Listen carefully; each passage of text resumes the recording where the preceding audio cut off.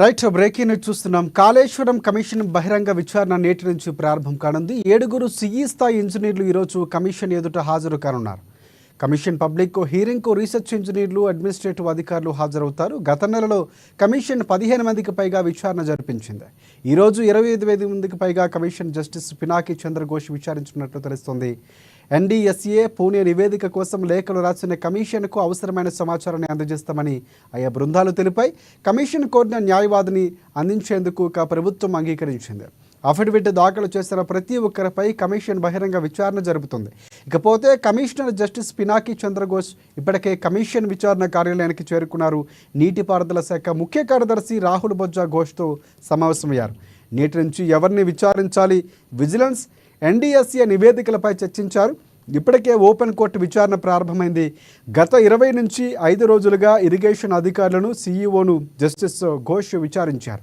ఇదే అంశానికి సంబంధించి మరిన్ని అప్డేట్స్ అందించేందుకు మా ప్రతినిధి రాంబాబు మనకి లైవ్లో సిద్ధంగా ఉన్నారు. రాంబాబు, చెప్పండి.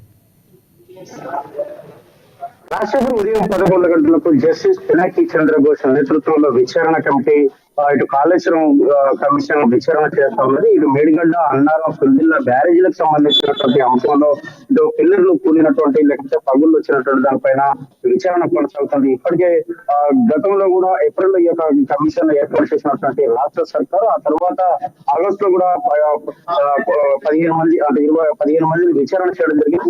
ఇప్పుడు కూడా మరొకసారి 25 మందిని విచారణ చేసేందుకైతే ఈ రోజు నుండి విచారణ కమిషన్ బహిరంగ విచారణ చేపడతా ఉంది. ఓపెన్ కోర్టు విచారణ జరుగుతున్నటువంటి నేపథ్యంలో గతంలో వాళ్ళు ఎవరైతే అఫిడవిట్ ఇచ్చారో, కమిషన్ సూచన మేరకు ఎవరైతే అఫిడవిట్ దాఖలు చేస్తారో వాళ్ళు ఇచ్చినటువంటి అఫిడవిట్ నుండి పలు ప్రశ్నలు కూడా సంధిస్తా ఉన్నారు.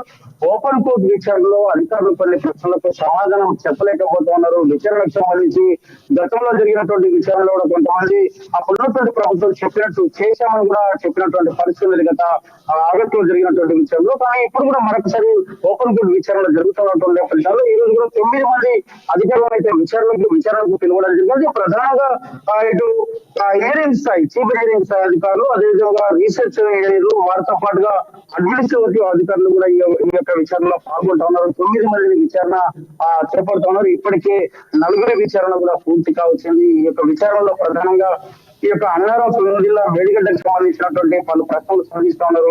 ఈ యొక్క డిజైనింగ్ సంబంధించినటువంటి అంశంలో కానీ లేకపోతే అక్కడ ప్రాజెక్టు రూపకల్పనకు సంబంధించినటువంటి అనేక అంశాల్లో అధికారుల యొక్క పాత్ర ఏంది, లేకపోతే కన్స్ట్రక్షన్ నిర్మాణ రంగ సంస్థల యొక్క పాత్ర ఏంది, లేకపోతే దీనికి సంబంధించి ఎత్తును పెంచడానికి సంబంధించినటువంటి విషయంలో అనేక ప్రశ్నలు కూడా సంధిస్తున్నటువంటి పరిస్థితున్నది.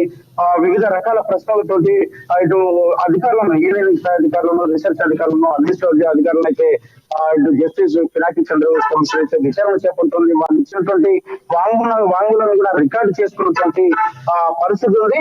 గత ప్రభుత్వం బీఆర్ఎస్ సర్కార్ హయాంలో జరిగినటువంటి యొక్క కాళేశ్వరం నిర్మాణానికి సంబంధించినటువంటి అంశంలో ఇటు ఎన్నికలకు ముందు ఈ యొక్క పిల్లర్లు, మేడిగడ్డకు సంబంధించినటువంటి పిల్లర్లు కూలినటువంటి పరిస్థితి మనకు తెలిసింది. దీంట్లో ఈ యొక్క పిల్లర్లు కూలిన తర్వాత అనేక ఆరోపణలు, దీనిపైన విమర్శలు కూడా వచ్చినటువంటి నేపథ్యంలో ఇందులో ఎన్నికల్లో కాంగ్రెస్ పార్టీ అధికారం చేపట్టిన తర్వాత, అంటే ఎన్నికలకు ముందు కూడా కాంగ్రెస్ పార్టీ పదే చెప్పేది తాము కాళేశ్వరం సంబంధించినటువంటి అవినీతిని కట్టిస్తామని చెప్పేసి, అవినీతి ఎవరైతే పాల్గొన్నారో వాళ్ళందరినీ కూడా బయటకు తీసుకొస్తామని చెప్పింది. ఈ నేపథ్యంలో